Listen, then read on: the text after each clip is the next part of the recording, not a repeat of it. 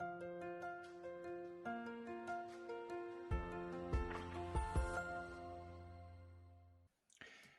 everybody.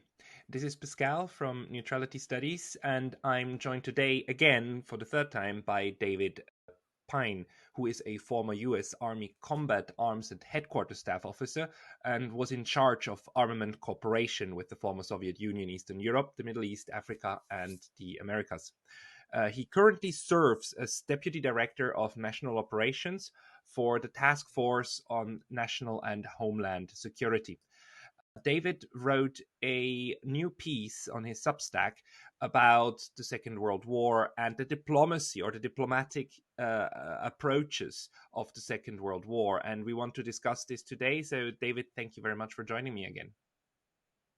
Thanks so much for inviting me on your show. So maybe to start this off, I need to say that I need to give a disclaimer. We're going to discuss an idea of yours, or not an idea, an analysis of yours about making peace with Adolf Hitler. Now, peace with Hitler is basically equivalent to peace with the devil. Hitler was a monster, and there, just to make it clear to everybody who's listening to this, Dave and I, we both agree Hitler was a monster. He did horrific things. The Holocaust that happened, and the 5 to 6 million Jewish and Roma people and handicapped people and any kind of regime enemies who lost their lives, those were crimes against humanity, and they're inexcusable. And when we discuss making peace with Hitler, then we don't discuss condoning those crimes. We discuss what other ways history could have gone, and how maybe some other form of peace and also of rescuing these lives could have happened.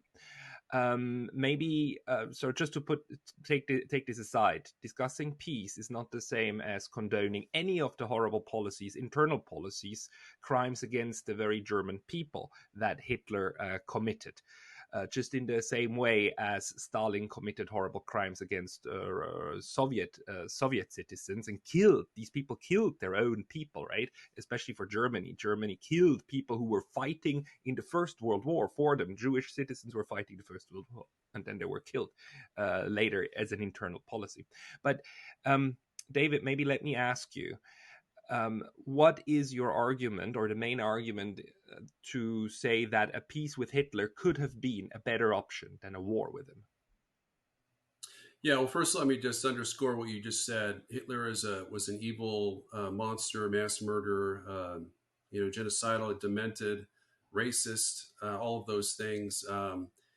The purpose of my article is to analyze whether the Jews could have been saved, because really, ultimately, Hitler had a policy of voluntary self-deportation for the Jews. He was very vicious to the Jews in terms of banning them from many jobs. Of course, there was the Kristallnacht. Many Jews were killed from that, but there was no plan for genocide. There was no the ghettos. Even his plan for forced deportation didn't materialize until after the war broke out. And there was a reason for that. It was the British naval blockade, and I'm not blaming the British for the blockade, but in Hitler's demented mind, it was the naval blockade prevented his policy of voluntary self-deportation for the Jews to continue, and his subsequent plan of forced deportation, which, as we discussed on one of your previous episodes, was in essence a war crime in of itself, but it did not rise to the level of the Jewish Holocaust. And it would have been far more humanitarian, because obviously if the Jews, 5 to 6 million Jews had been shipped to Palestine, they would have thrived. They would have likely achieved independence, perhaps even a little bit earlier. They would have obviously they would have had to have a little more land, but perhaps the Negev desert. But they would be far stronger today, and the world would be better to have saved the Jews from the Holocaust. So, in essence, I've kind of re-examined all the diplomatic efforts.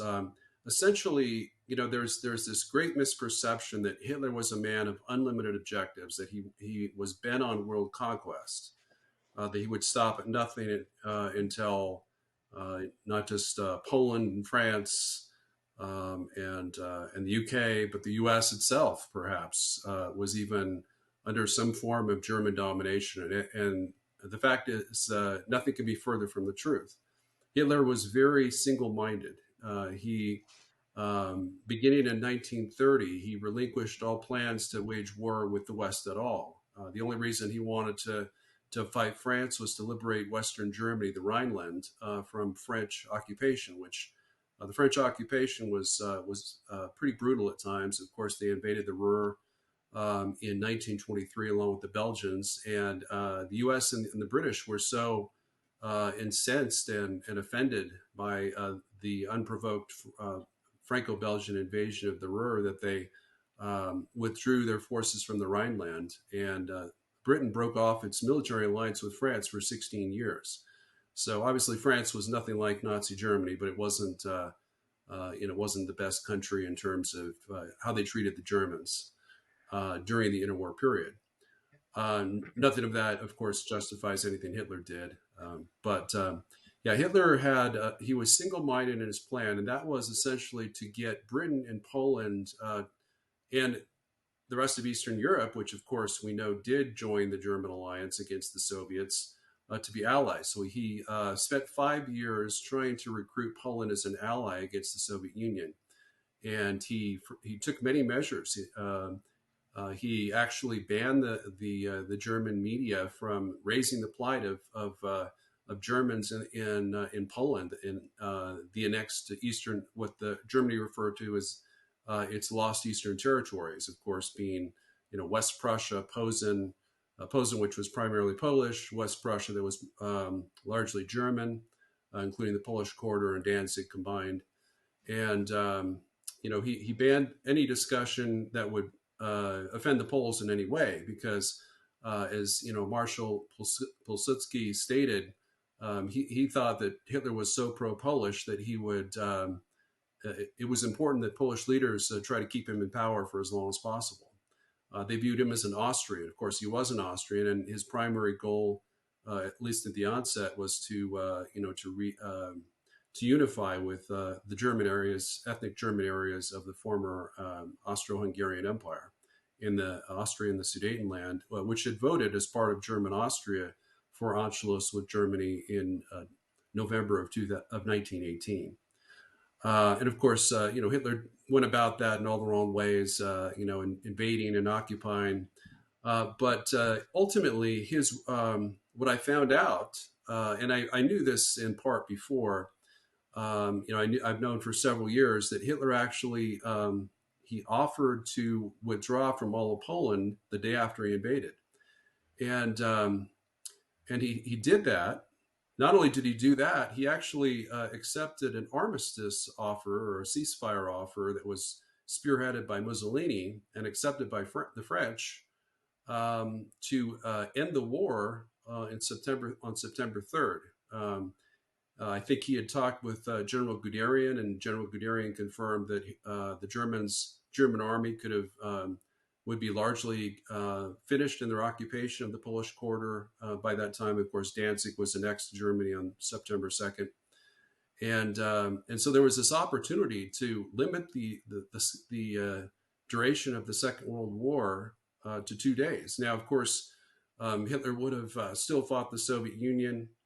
And if the Soviet Union hadn't annexed, over half of Poland, then perhaps he would have ended up attacking Poland again a couple years later. But most likely, I think the Soviets would have still attacked Poland, and they would have been forced to make some kind of defensive arrangement with the Germans to try to reclaim their lost eastern territories, which of course were annexed by Stalin in September of 1939, following the joint German-Soviet invasion.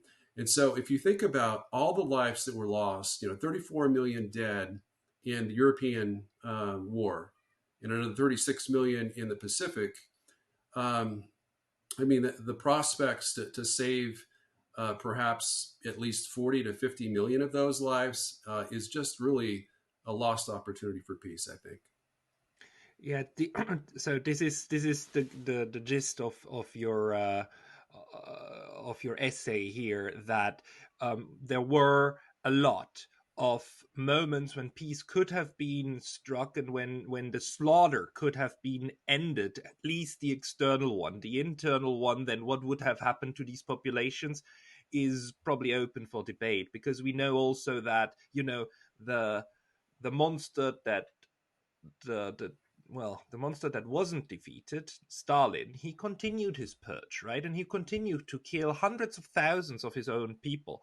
So we don't know which way it would have gone had there been Yes. a peace made with Hitler. But the argument is that the people who died on the battlefields and the people who died in the crossfire, there was a chance to save them. And to maybe also to what you're um, the other argument you're making about the Soviet Union and Germany in Poland, there was a secret agreement between Germany and between Hitler and Stalin to divide Poland, right? But one thing that is really interesting is that when Hitler invaded on September 1st, Stalin did not take his half of Poland. He waited another 2 to 3 weeks, and actually there was communication between Stalin and Hitler, Stalin telling Hitler, the Soviets telling the Germans, you have to talk to the Japanese, because the Soviets were fighting a war at that time with the Japanese, an undeclared war in Nomonhan in Mongolia.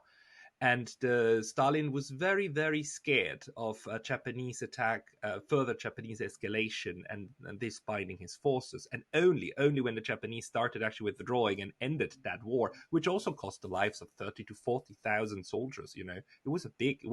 It's not just a little skirmish. That was a big fight. And only when that happened, then Stalin moved into his part of Poland and occupied that.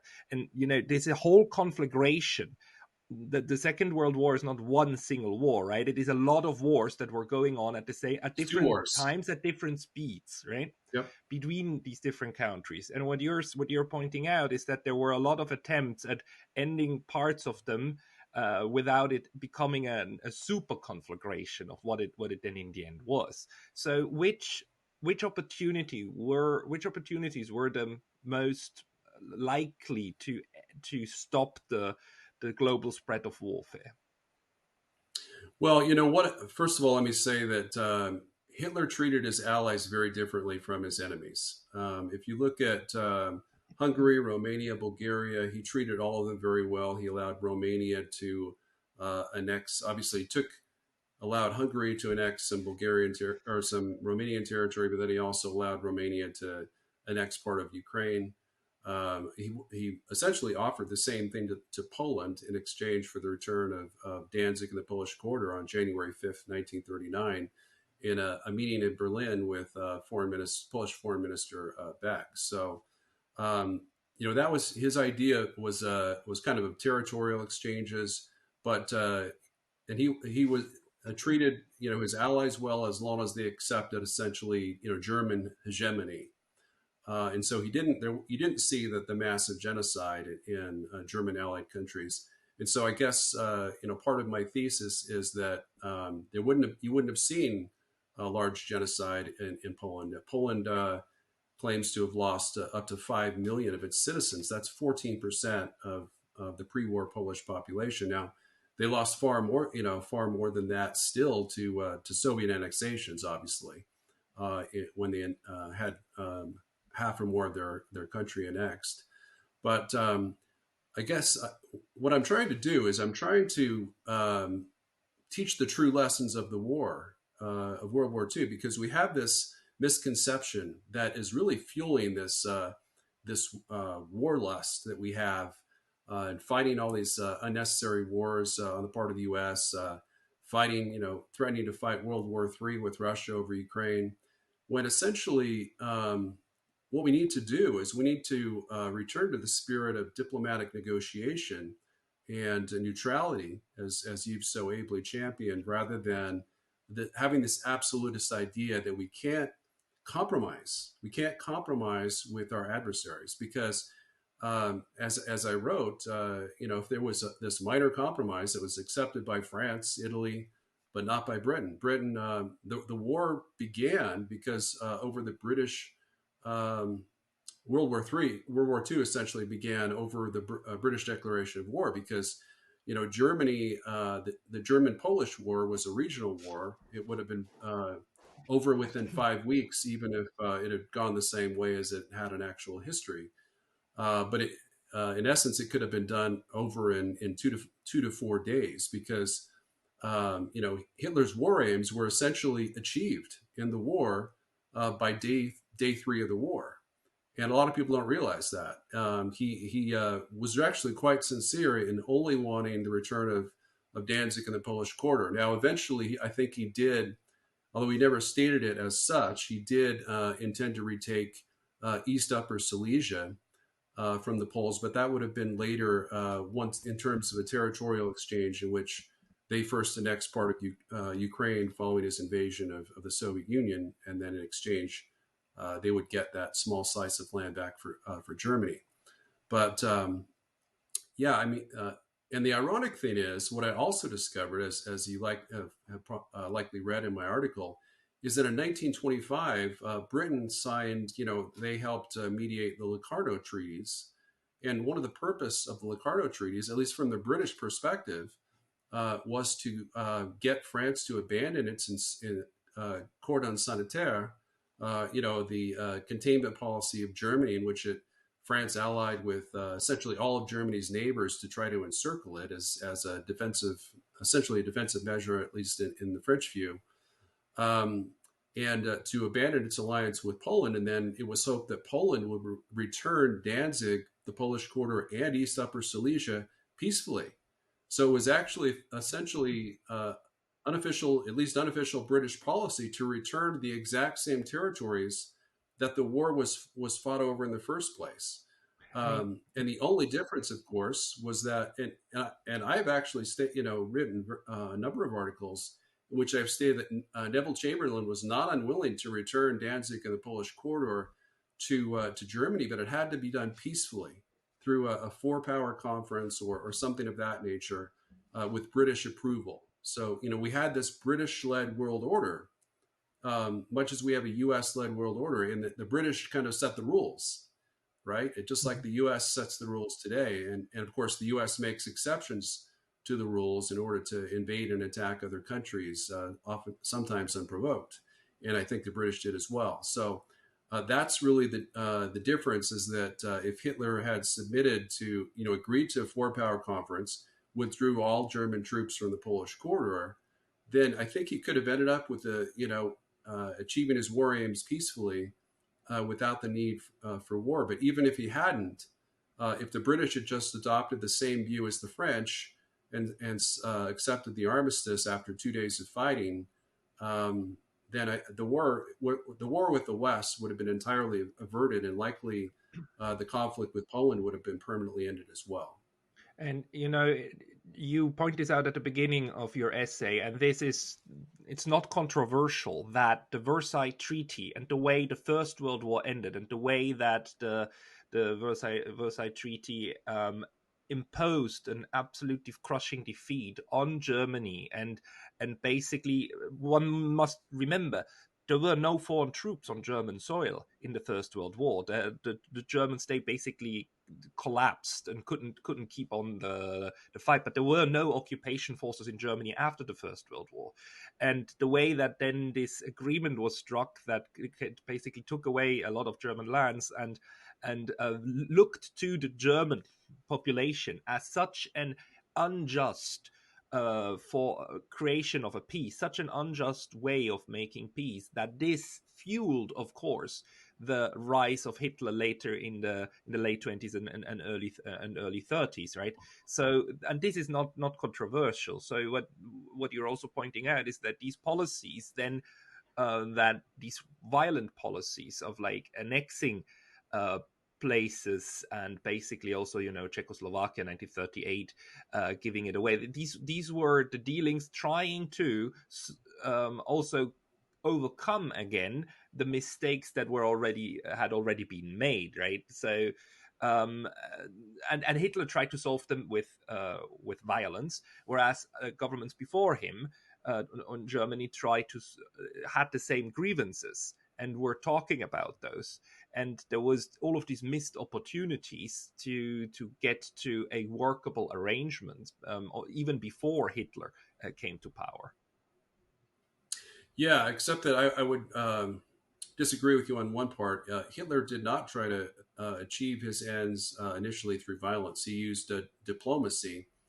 I mean, he would be very bullish and boorish about it. But in terms of his occupation of Austria, the Anschluss, which had been approved by the Austrian legislature 2 decades earlier, and then of course the Sudetenland. The Sudetenland was he did threaten war. You're right. He did threaten war, but he did not actually go to war and did not invade Czechoslovakia per se.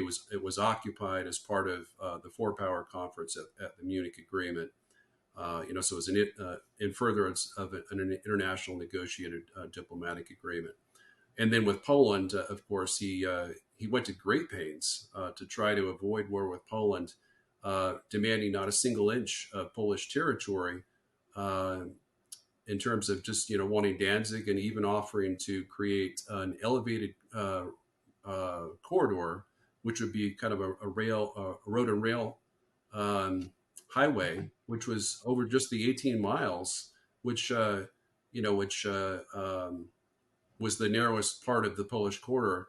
That, as I think you pointed out, unjustly cut Germany in half, and there were a lot of political leaders and military analysts that predicted that Germany, that a second world war might very well break out over the Polish border, because, there's what great power would consent to have its country territory cut in half like that.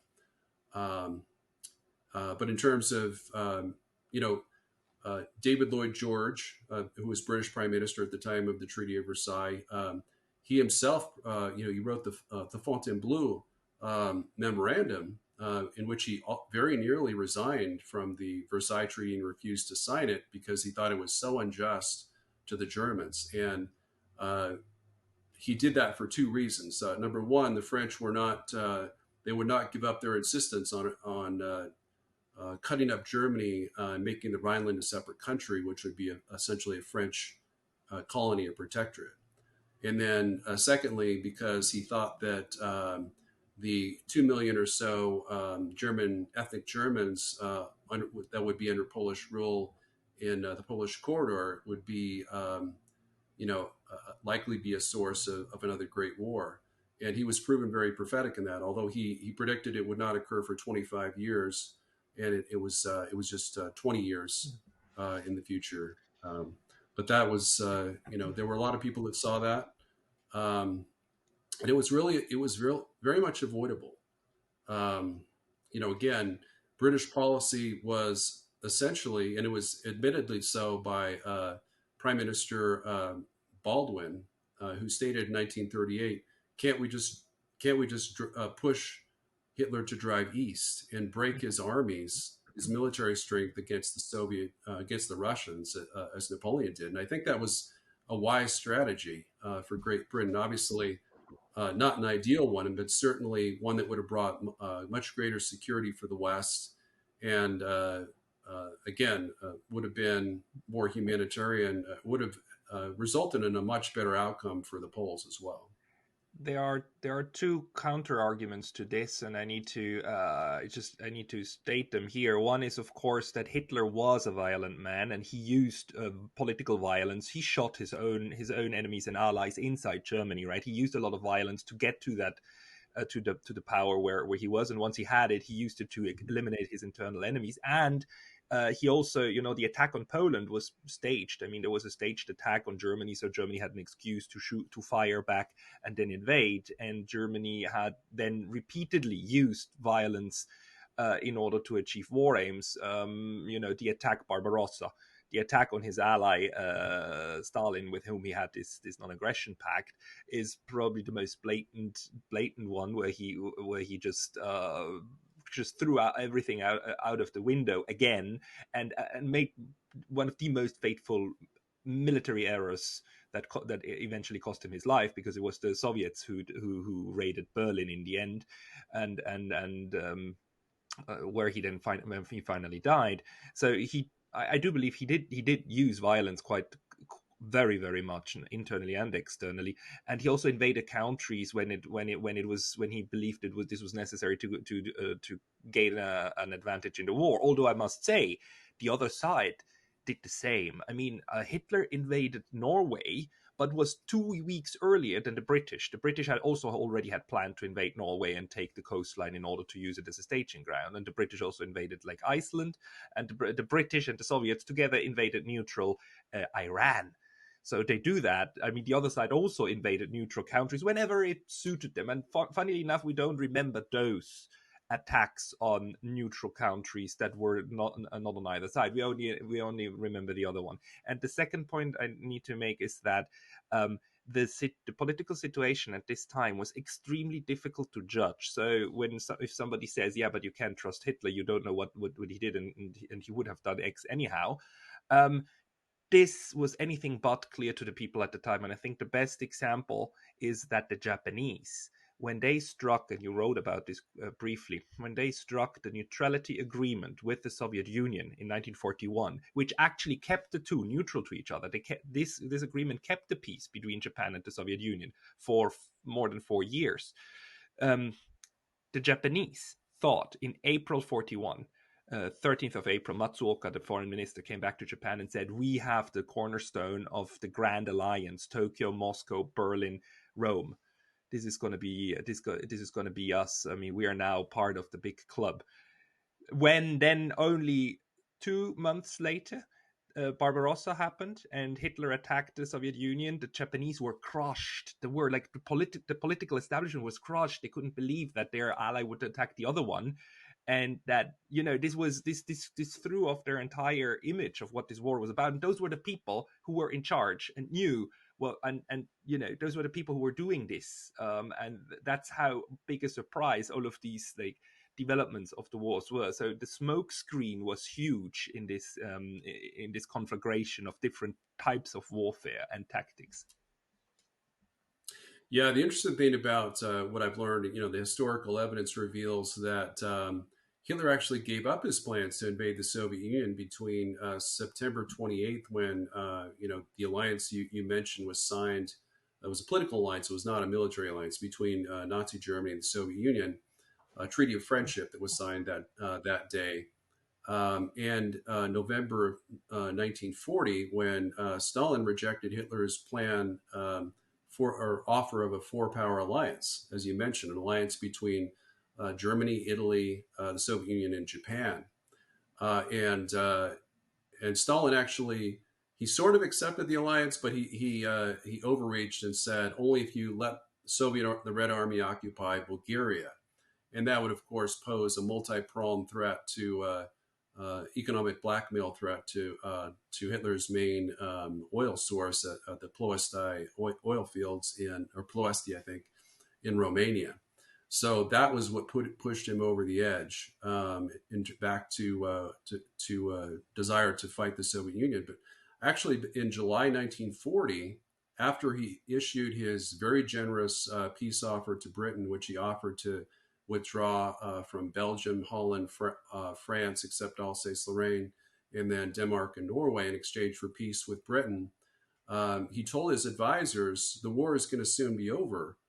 So we'll be converting back to a peacetime economy. And as a result, I want you to cancel all military research projects that don't come to fruition by the end of 1940. So he clearly did not have the intent to continue the war with the invasion of the Soviet Union at that point in July 1940. But yeah, ultimately, other than that brief 14-month period, he always had, his main plan was always to invade the Soviet Union, to lead what he called an international crusade against Bolshevikism. with minor German Eastern European allies, which he hoped to include Poland as well, and then to carve out Lebensraum, to carve out an Eastern empire for Germany at Western Russia's and Ukraine's expense, while pushing back Soviet control to the Archangel Volga Astrakhan line, which he had every belief that he would achieve, Germany would be able to achieve by the end of 1941. Now, looking back, that's far, way too far-reaching. There's no way that he could have accomplished that under the most ideal circumstances. But yeah, Hitler was again a man of limited ambitions. I think let's say, for example, that the war with the Soviet Union ended with I guess a moderate German victory, in which Germany had accepted Stalin's offer, one of his offers in either July of 1941 or May of 1942, to seek control from the Soviet Union to Nazi Germany for Ukraine, Belarus, and the Baltic states. Assuming that Stalin would have honored that, I think that would have really been the end of Germany's territorial ambitions in Europe. Then I think Hitler would have turned to a restoration of the imperial German colonies. And then he also had plans with China, obviously not military invasion, but he had this interesting idea that that China was really part of the key to kind of the Eurasian supercontinent, that Germany had some kind of manifest destiny with a strong economic and perhaps even military cooperative relationship with China. So I think those would have been his next projects. But he never wanted. He made a number of peace entreaties, 16 total, that the British foreign ministry confirmed. Not just from Hitler, some were from Goering that were independent. We don't know if they were from Hitler or if they were independent, going behind his back, to try to make peace with Britain and France, and end the war by May of 1941, when there was the Hesse peace offer, which was the most comprehensive, in which Hitler essentially offered to withdraw German troops from 83% of German-occupied Europe. Which I think would have been quite a triumph. Now, of course, France would have remained kind of under Pétain, would not likely have been a British ally unless Germany had attacked them again. But the mere fact that Hitler was willing to withdraw from 83% of German-occupied Europe really suggests that that's not what he wanted to do in the first place. And indeed, when he found out that Churchill had been invited to join the war cabinet by Chamberlain, he fell to his chair and dejected, and exclaimed, "So the war is real," because he had offered a conditional acceptance of Chamberlain's demand to withdraw from all of Poland. He only refused to withdraw German troops from what was 4.3% of Polish territory at the time. So he really thought that some kind of arrangement, armistice, was in the works. It was just a matter of time, and then that really hit him hard. That was not at all what he wanted. He wanted war with the Soviet Union alone. And if he had had his way, that's exactly how history would have developed.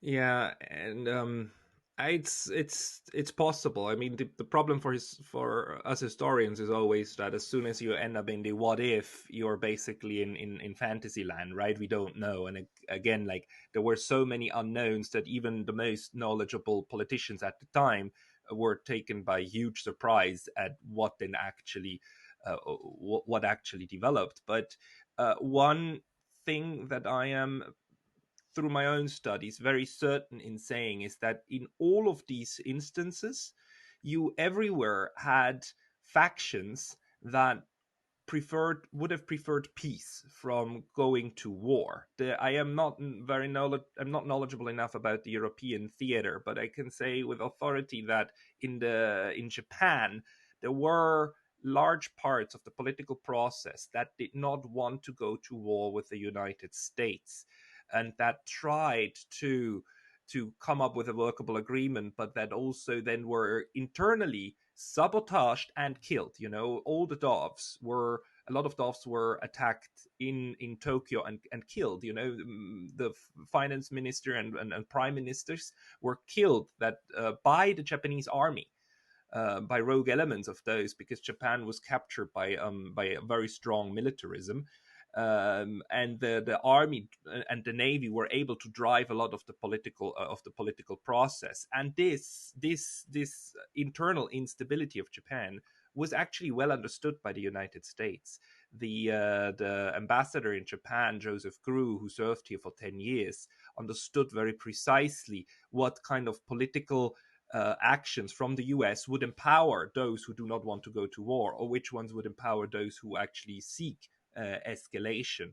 And you write about this too briefly, that in 1941 there were overtures again and again by the Japanese by the peace faction in Japan to try to come to a workable agreement, including an offer to withdraw from the parts that Japan had already invaded in Southeast Asia.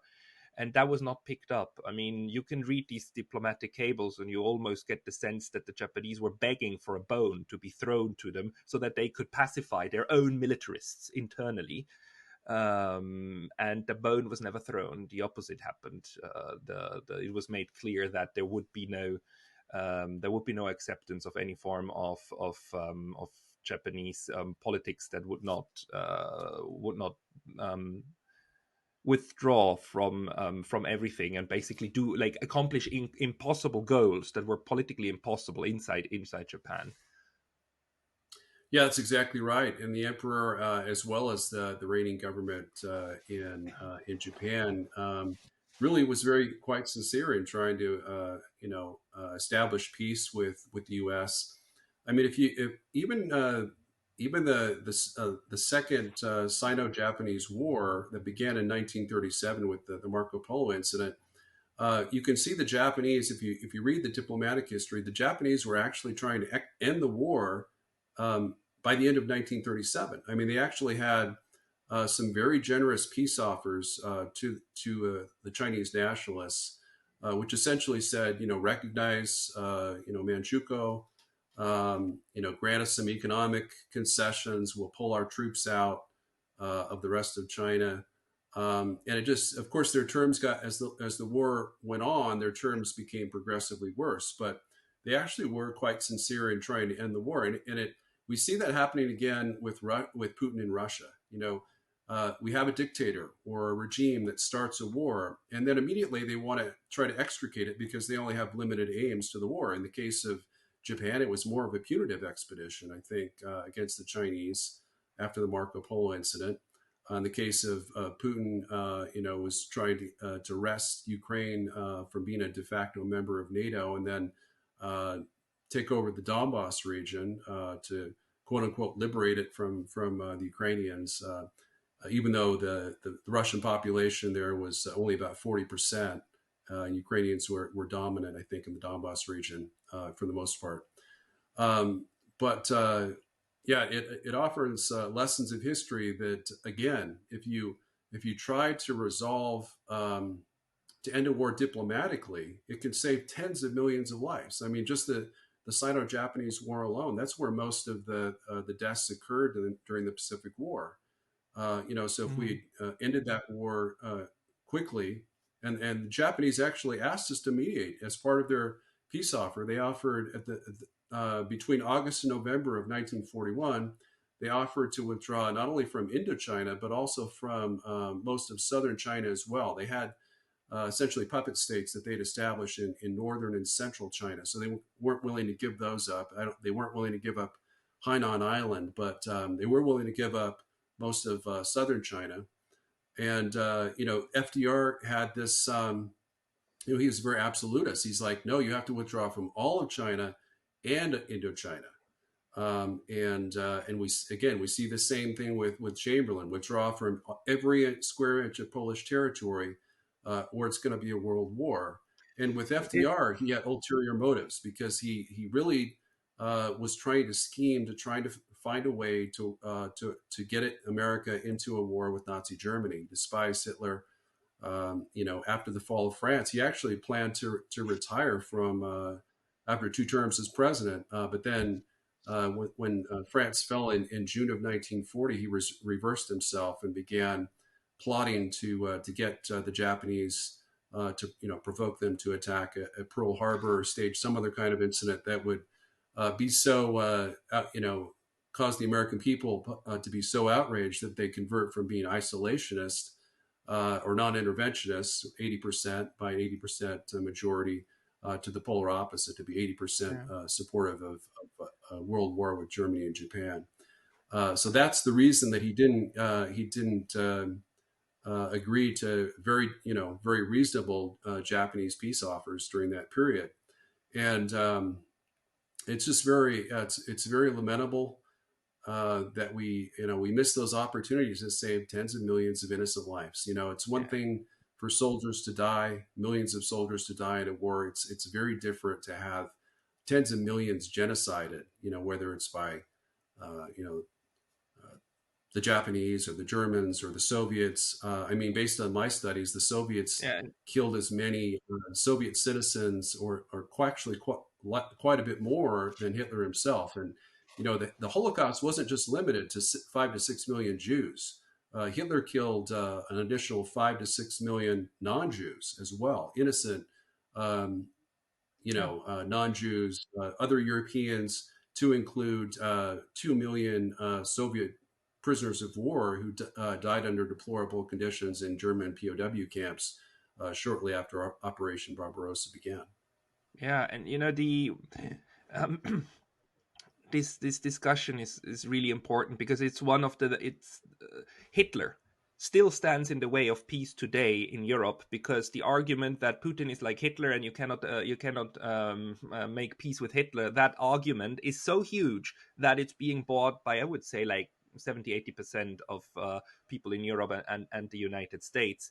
And there's That's right. this argument is really really wrong.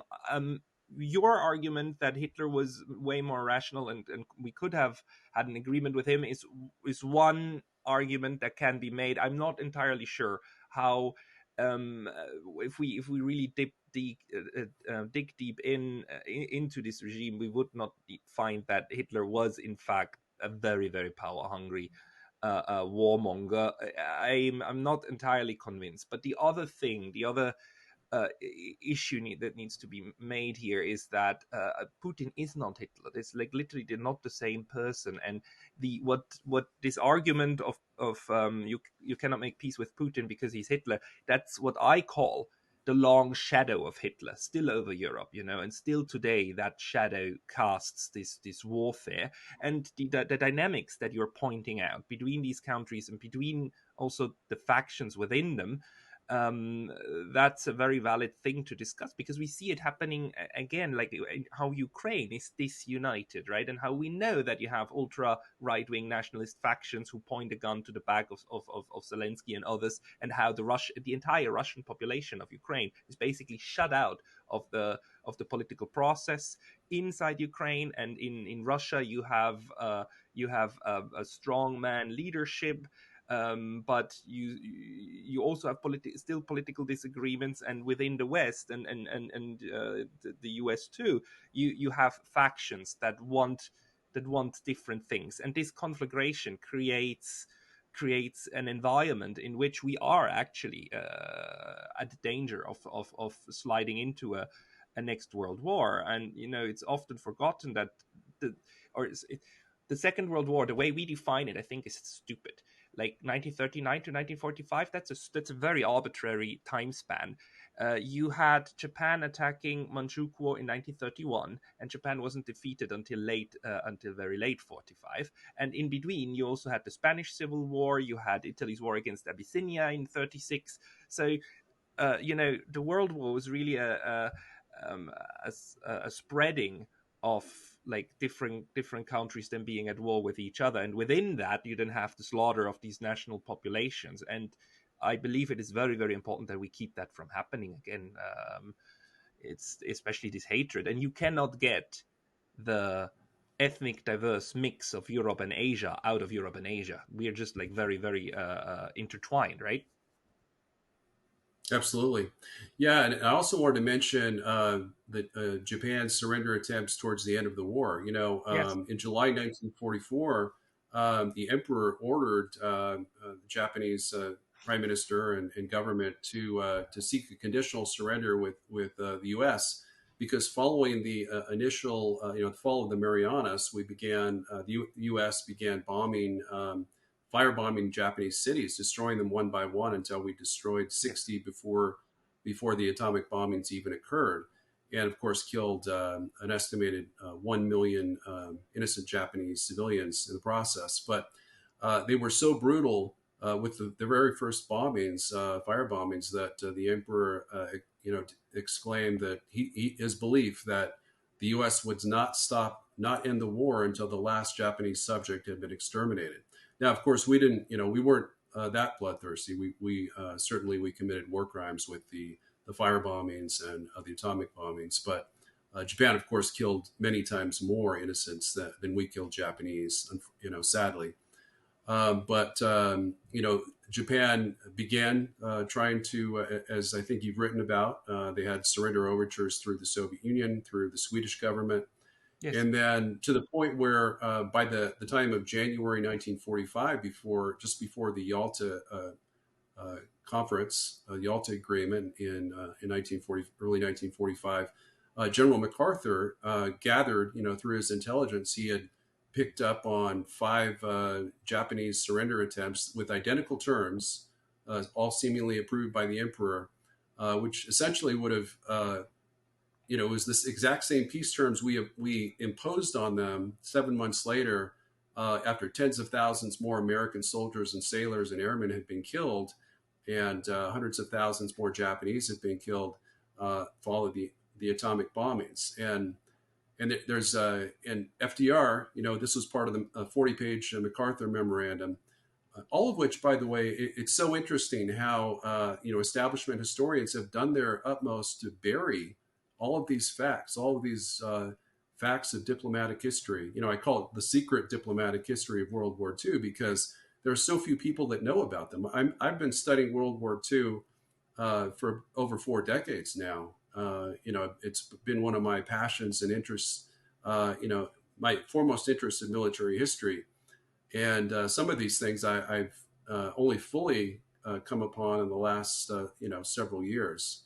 Um, that was essentially an opportunity in January 1945 to avoid the Soviet annexation of northern Japan, the Soviet takeover of Manchuria, and of course the fall of China and North Korea to the communists.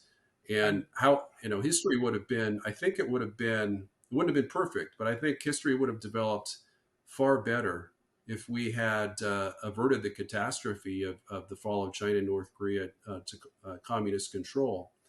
Russia would be much more isolated right now. China would be internationalist control, and could very well be just a gigantic Taiwan. Of course, it'd be a hyperpower. I've analyzed that a nationalist free China would be have 50% of the world's economy today, based on my analysis. And, of course, it would have the capability to dominate the world militarily as well. But I don't think it would take it. I think it would be much more peace loving than we see communist China today. I'm not sure about that because the Republic of China, Chiang Kai-shek was highly violent, just like Mao Zedong was, and he was very repressive to his own people as well. And only like the democratic turn of Taiwan in the 1990s, which then finished somewhere in the early 2000s, only that kind of transformed Taiwan into a less militaristic state. But had things gone differently, and if you ask the United States today, I'm pretty sure the idea of having a big chunk of China occupied by Manchukuo and basically two Chinas or three Chinas. I'm pretty sure today's U.S. strategists would not be disinclined to contemplate that kind of option for their strategic foe. But putting this aside, one of the things that the Second World War history also shows us is that if people are willing to accept peace offers or make genuine peace offers, you can end wars. Because like one of the most underrated developments of the Second World War was actually Japan's surrender in September 1945.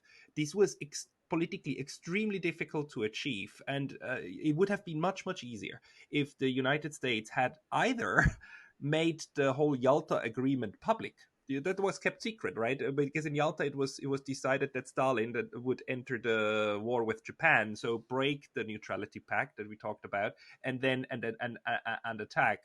And you wrote it in another piece, and other historians have said so. It was not the atomic bombs that convinced the Japanese to end the war. That gave them a good excuse to do so, but it was the entry of the Soviet Union into the war on August 9th, August 6th, 1945, the same day the first atomic bomb dropped on Hiroshima, that changed the military strategic calculation of the militarists inside Japan, who still held the government hostage, basically. Not only with guns, but the army and the navy, they both had a minister in the cabinet decreed by the constitution. If either of them withdraws their minister and doesn't give a replacement, the cabinet has to resign. So the army and the navy could both immediately bring any cabinet down that they didn't like if they had a veto power of it, and they used that continuously. And the U.S. side knew that, and by 45, Joseph Grew, 10 years ambassador in Japan, was Undersecretary of State in the U.S., and he told Roosevelt, the only thing you need to promise them is to keep the emperor. So don't make it unconditional. Just they can keep the imperial system. And that was not offered. The U.S. approach was always, it has to be unconditional, and if we want to hang the emperor, we're going to hang the emperor. And actually, the Japanese took that. They took that risk. And the first thing MacArthur did is he came straight to Tokyo, came to the imperial palace, and took a picture with the emperor where he stood like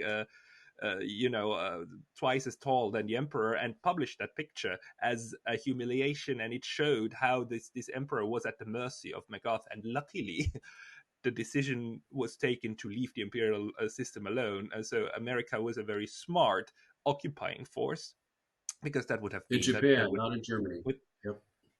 Yeah, I mean with Japan, and I must say, the biggest gift the United States gave to Japan after 45 was to eradicate the military and the navy. These two institutions were horrible, and the fact that they were completely eradicated and replaced by something entirely new, that was very important for today's Japan, and that Japan today works in a completely different manner, a much more stable one.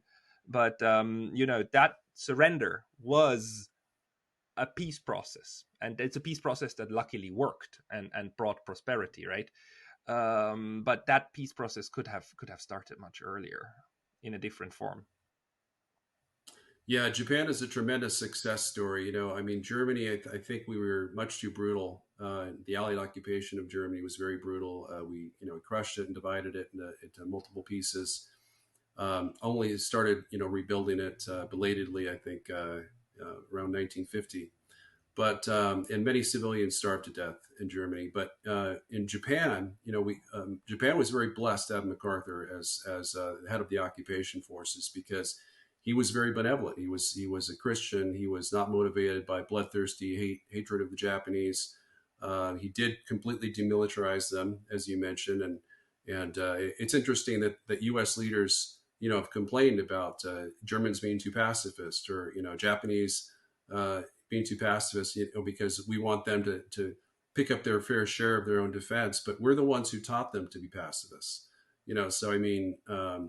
We certainly need to take some of our share of the blame of that. But yeah, Japan was treated very well. We let them keep the emperor.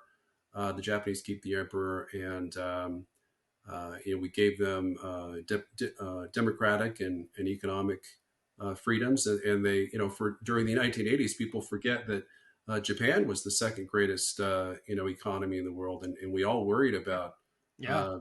Japanese economic or perhaps even a return to militarism because they were so economically powerful. Yeah, there was a popular saying in the 1980s in the US, which is "We won the war, they won the peace." Yeah. But it worked. This collaboration ended up working out really really well, and the current constitution, which is a peace and pacifist constitution, was given by the United States, and I think that's a great gift. And I think it's a gift that the US today regrets, because it would like Japan to behave in a different way, and it is moving into a different way. Although I do hope it's not going the crazy nut route, but the kind of developments that happen in some parts of the world are quite different from then also how Europe developed. And of course, this is then again a very different story from what happened in Korea. Korea was part of the Japanese Empire and then became this next big conflagration and the first big hot war of the Cold War. But it's just like it continues and continues, and what we keep seeing is missed opportunities to bring about to silence the guns. And silencing the guns, I believe, is quite often much more important than achieving a complete like victory of like one narrative over another. Yeah, So and that's really the key is we have to be willing to negotiate diplomatic agreements to end wars or to even prevent them from even occurring. I think that's really should be the chief objective for the West, for Western powers, especially the US. yeah, and the interesting thing is that here I think you're from a different school of thought. I think you're an you're somebody who would argue for strong armaments, right? For strong defense and a strong military, if I understand correctly. Whereas I would argue for like, I'm very afraid of military institutions. I think they can take over a country and drive it to do very stupid things. So I'm an anti. Keep them as small as necessary. But um, we very much agree here that bringing conflicts to a resolution is important, right? Yeah, I mean, I am. I've never truly viewed myself as completely anti-war because I do believe that they're just wars of self-defense, defense of another in some cases, wars of necessity. Where a country's about to be destroyed and has to act. But for the most part, I would say 80% of the wars that the U.S. has fought in the last 100 plus years, 120 years, I've opposed. I think they've been foolish. I think they either should never have been fought or should have been fought much differently, and that peaceful diplomatic compromises could have averted them. And a lot of people agree with me that World War II was actually avertible. It was not a necessary war.